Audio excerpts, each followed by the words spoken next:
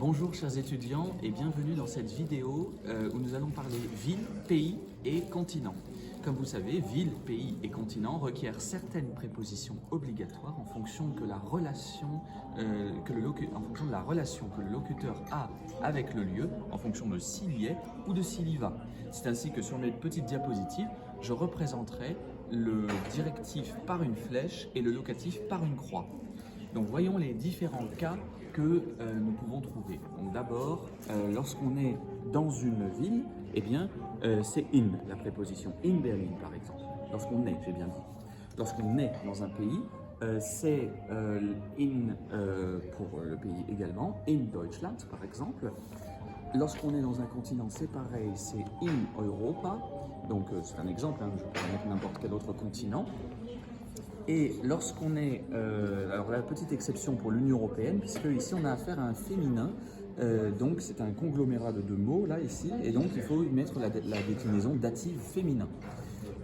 Petit changement avec le directif, donc c'est nach Berlin, nach pour les villes. Ensuite on a bien nach également pour l'Allemagne, pour les pays du coup, et nach pour les continents, nach Europa. Donc si vous comprenez bien, c'est in lorsqu'on y est, que ce soit ville, pays, continent, et c'est nach quand on y va, que ce soit pour ville, pays, continent. Petite encore exception avec l'Union européenne, in, dit et ou. Donc là ici on a affaire encore à ce conglomérat féminin, c'est la déclinaison accusative féminine ici. Donc ce n'est pas non plus extrêmement fréquent puisque vous aurez rarement besoin d'exprimer le fait d'aller dans l'Union européenne. Il y a quelques exceptions par rapport à certains pays qui ont un article. Suivez-moi, je vais vous montrer.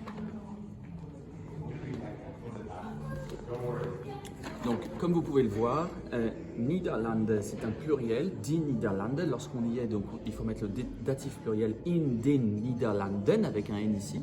Die Schweiz et die Türkei sont des féminins, donc c'est in der Schweiz, in der Türkei.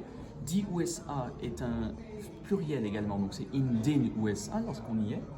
Die Ukraine, l'inénarrable Ukraine, ici il faut le connaître par cœur, s'il y en a un à connaître dans cette liste, c'est celui-ci, c'est in der Ukraine lorsqu'on y est. Der Krieg in der Ukraine, la guerre en Ukraine. Et der Iran et der Irak, vous pouvez en avoir besoin pour parler des migrants qui viennent de ces pays-là, et donc vous aurez besoin du datif. Aus dem Iran, aus dem Irak.